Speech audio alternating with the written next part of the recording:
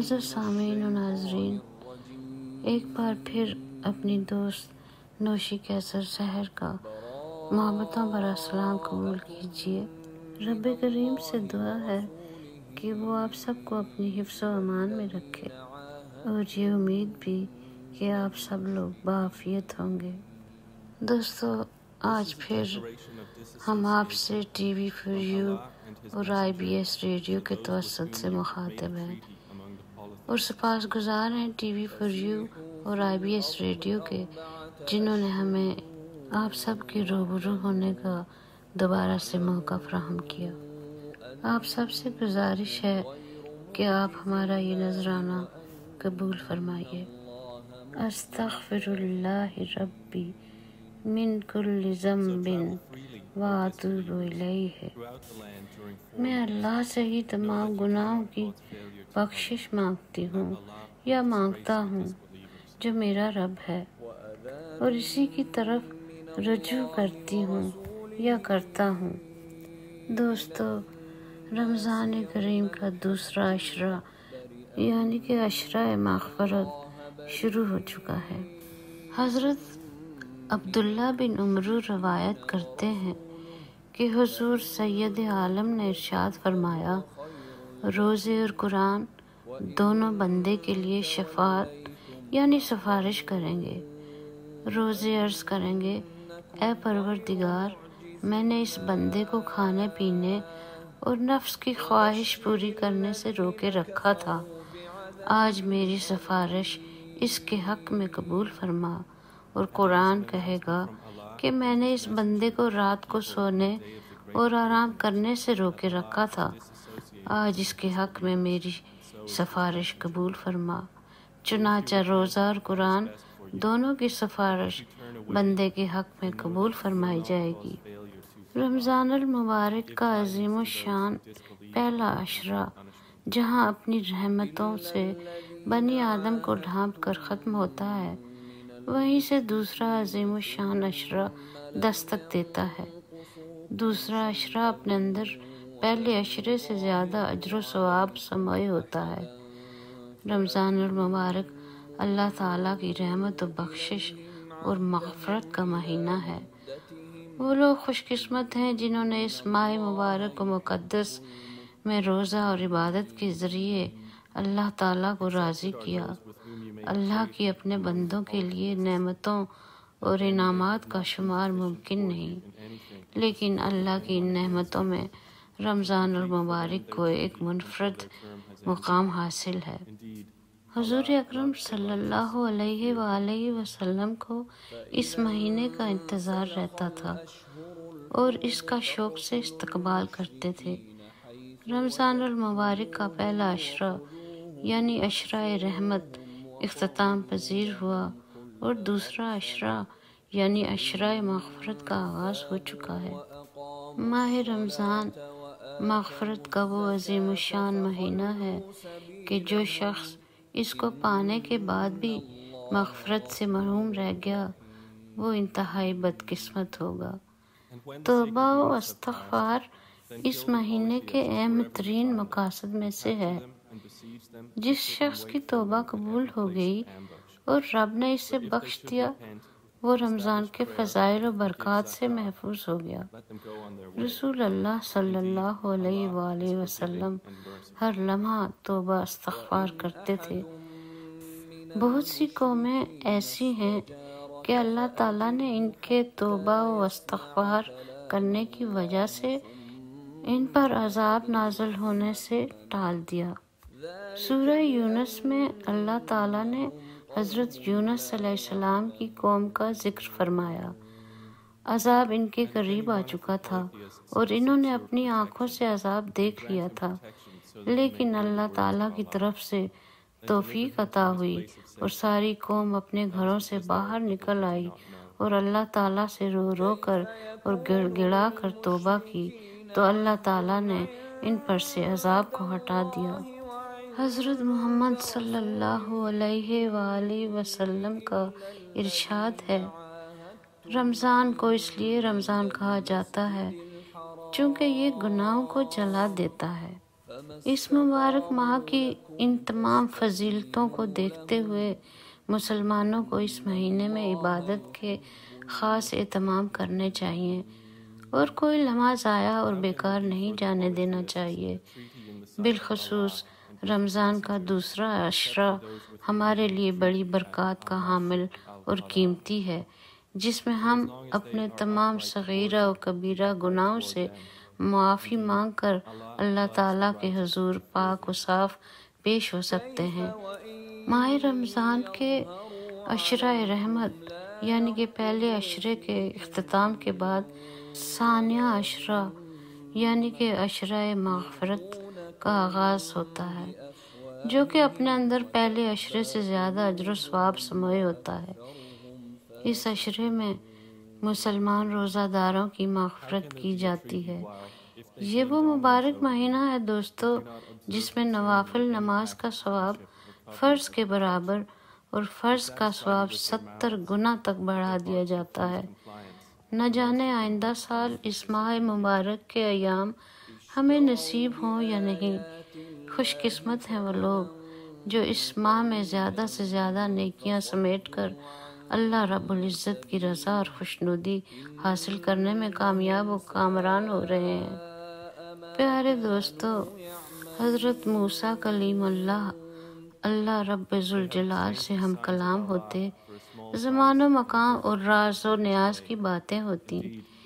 ایک دن حضرت موسیٰ علیہ السلام نے اپنے خالق سے سوال کیا کہ اس وقت کائنات میں واحد بندہ ہوں جسے آپ سے بات کرنے کا شرف حاصل ہے، بتائیے یہ اعزاز کسی اور کو بھی نصیب ہوگا؟ خالق کائنات نے ارشاد فرمایا، اے موسیٰ، اس دنیا میں ایک ایسی بھی امت آنے والی ہے جب میرے اور ان بندوں کے درمیان کوئی پردہ حائل نہیں ہوگا۔ حضرت موسیٰ علیہ السلام حیران ہوئے، باری تعالیٰ وہ کیسے؟ اللہ تعالیٰ نے فرمایا، یاد رکھو موسیٰ، تیرے اور میرے درمیان کلام اور ملاقات کی صورت بے شمار پردے حائل ہیں، جبکہ آنے والی امت کے ساتھ ایسا ہرگز نہیں ہوگا۔ اس جواب پر موسیٰ علیہ السلام کی حیرت میں مزید اضافہ ہو گیا۔ انہوں نے عرض کیا، کائنات کے مالک، بتائیے وہ کون خوش نصیب ہوں گے؟ تو اللہ تعالیٰ نے ارشاد فرمایا، وہ امت محمدی ہوگی۔ ان میں سے وہ لوگ جو ماہ رمضان کے ایام پا کر صرف میری رضا اور خوشنودی کے لیے روزے رکھیں گے اور پھر وقت افطار نڈھال جسم، خشک زبان اور منہ کی مہک کے ساتھ جو دعا مانگیں گے میں قبول کروں گا، کیونکہ اس لمحے ان کے اور میرے درمیان کوئی پردہ، کوئی فاصلہ نہ ہوگا۔ روزے دار کے متعلق اللہ تعالیٰ کا ارشاد ہے کہ روزہ خاص میرے لیے ہے اور میں ہی جس طرح چاہوں گا اس کا اجر و ثواب دوں گا۔ میرا بندہ میری رضا کے واسطے اپنی خواہش نفس اور اپنا کھانا پینا چھوڑ دیتا ہے، میں خود ہی اپنی مرضی کے مطابق اس کی اس قربانی اور نفس کشی کا صلہ دوں گا۔ روزہ دار کے لیے 2 مسرتیں ہیں، ایک افطار کے وقت اور دوسری اپنے مالک الملک کی بارگاہ میں حاضری اور شرف ملاقات کے وقت۔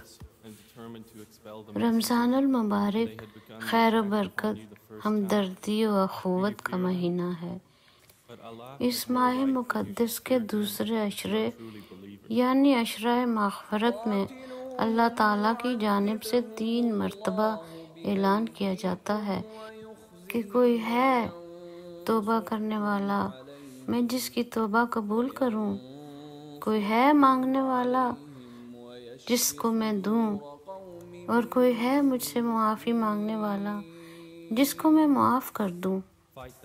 اگر کوئی مسلمان عشرہ ثانیہ یعنی کہ عشرہ مغفرت میں اپنے پچھلے تمام کبیرہ گناہوں سے سچے دل سے توبہ کر لے تو اس کے صغیرہ گناہ روزے کی برکت سے معاف ہو جاتے ہیں، اور وہ شخص گناہوں سے ایسا پاک ہو جاتا ہے جیسے اس کی ماں نے اسے ابھی جنم دیا ہو۔ بلا شبہ جس کسی کو اللہ تعالیٰ کی مغفرت مل گئی، اس نے سب کچھ پا لیا۔ حق تعالیٰ تو اپنے بندوں کو معاف کرنے کے بہانے ڈھونڈتے ہیں۔ جب کسی سے کوئی گناہ سرزد ہو جائے تو اللہ تعالیٰ کی جانب سے اسے مہلت دی جاتی ہے کہ شاید اب یہ بھی معافی مانگ لے، شاید اب بھی یہ میری طرف رجوع کر لے۔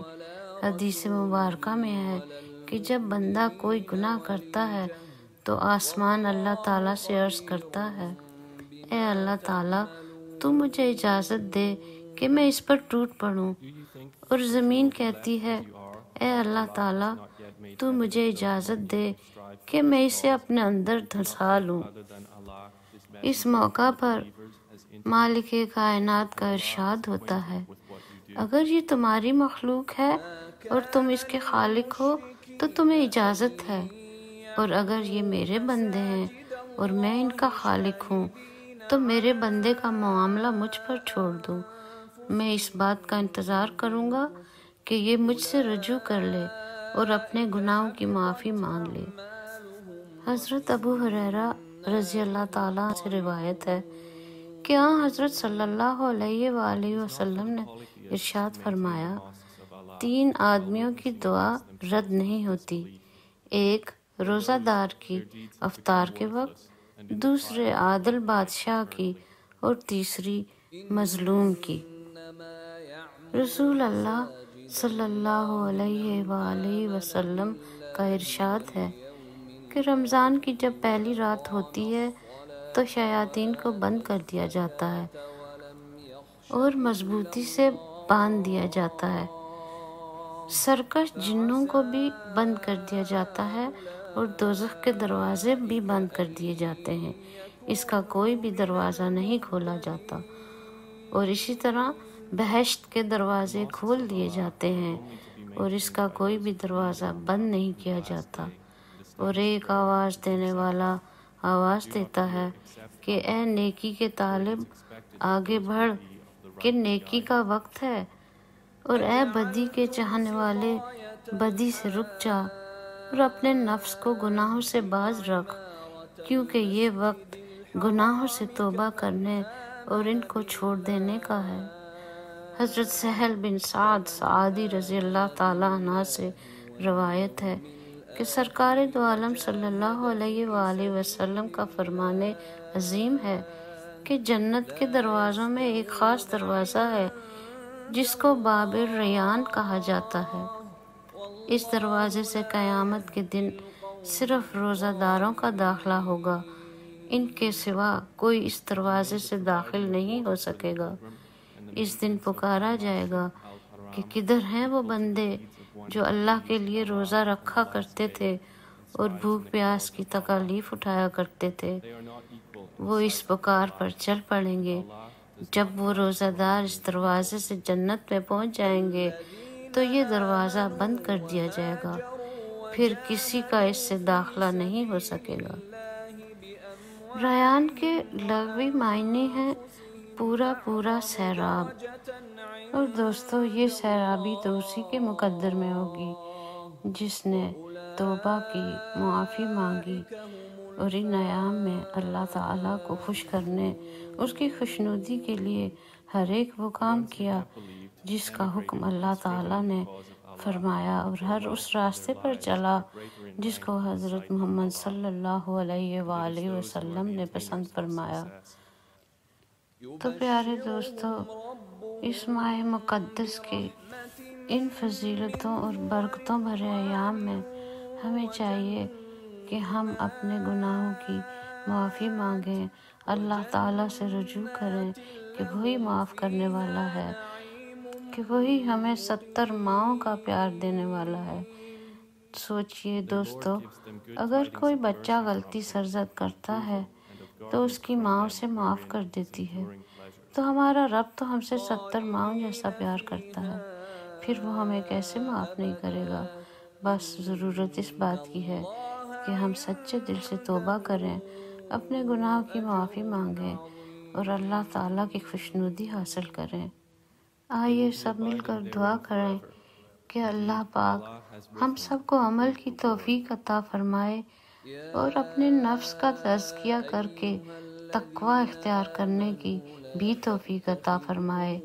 آمین ثم آمین۔ میرے عزیز دوستو، ہم اس دعا کے ساتھ اس پروگرام کو اختتام پذیر کرتے ہیں کہ اے اللہ تعالیٰ، تو ہمیں اپنے پسندیدہ بندوں میں سے کر دے اور ہمیں اس راستے پر چلنے کی توفیق عطا فرما جس کو تیرے نبی حضرت محمد صلی اللہ علیہ وآلہ وسلم نے پسند فرمایا۔ آمین یا رب العالمین۔ دوستو، آئندہ پروگرام تک کے لیے میں آپ سے اجازت چاہوں گی۔ آپ سب کا اللہ نگہبان۔ اگر اس کم علم سے کوئی غلطی یا کوتاہی ہو گئی ہے تو معاف کیجیے گا اور اپنی دعاؤں میں ضرور یاد رکھیے۔ اللہ نگہبان۔